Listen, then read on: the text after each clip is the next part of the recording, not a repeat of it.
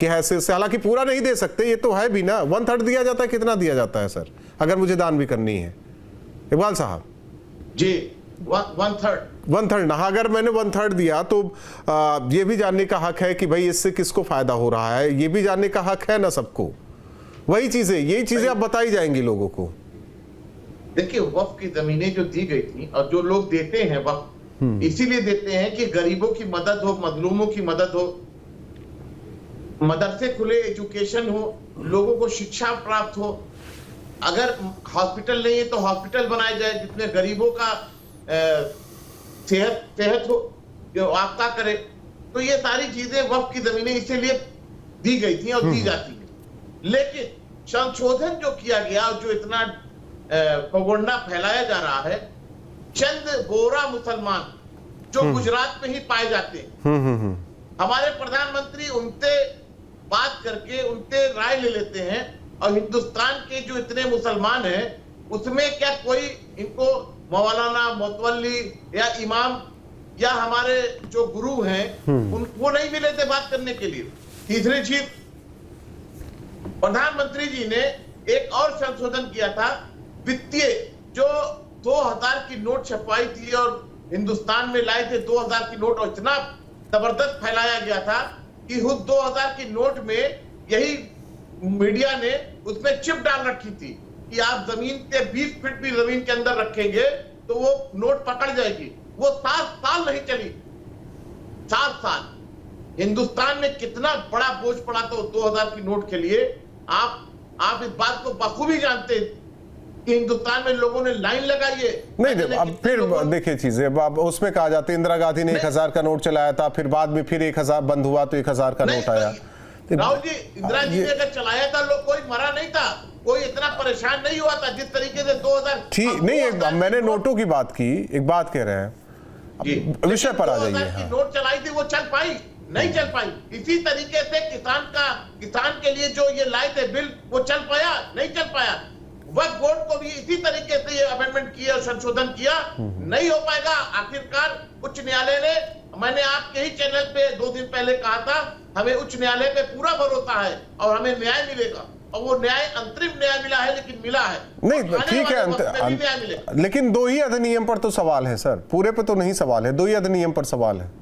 जो भी सवाल हो, एक सवाल हो, एक ही सवाल हो, लेकिन है ना, हुआ ना उस पर बात सुनी ना उच्च न्यायालय ने।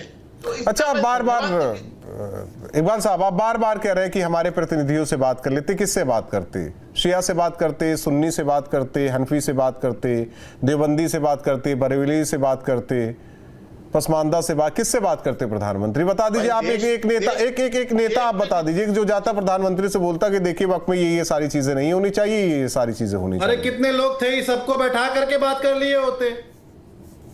इतनी बड़ी जनसंख्या है और उनका अगर प्रतिनिधित्व तो कुछ लोग मिलकर के करना चाह रहे तो उन लोगों मैं तो कह रहा हूं ना, इकबाल अहमद साहब नाम गिनवा देते ना, तो मैं भी समझ जाता, हमारे दर्शक भी समझ जाते कि हैं।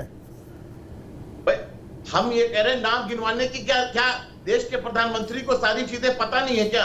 अपने वो तंत्र से पता कर लेते कि किसको बिठाना, किसको नहीं बिठाना। चंद गुजरात के लोगों को बिठा लिया गया, बोरा समाज को। बोरा समाज का कौन सा प्रतिनिधित्व करता है?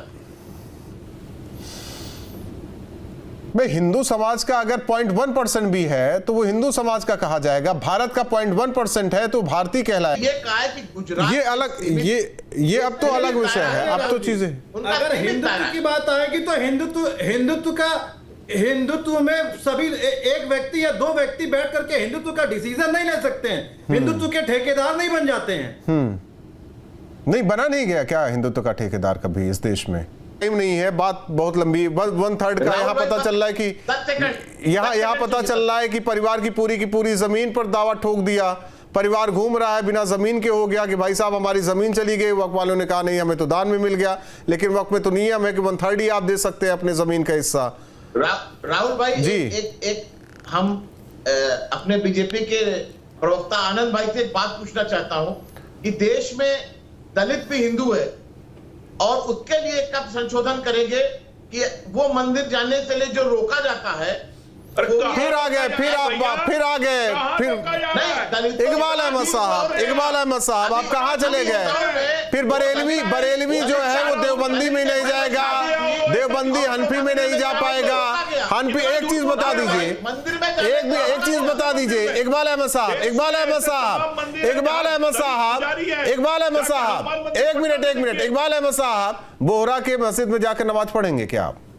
अभी तक तो कह रहे थे ये क्या है, ये कौन है, ये 1% है। मैंने जो सवाल किया है, फिर वही बात, मस्जिद मैं आप फिर वहां चले गए ना, आप ट्रैक दूसरा पकड़ रहे हैं, मैं उसमें नहीं पढ़ना चाहता। बहुत बहुत धन्यवाद आप तीनों मेहमानों का हमारे साथ जुड़ने के लिए। हालांकि बीजेपी अब जन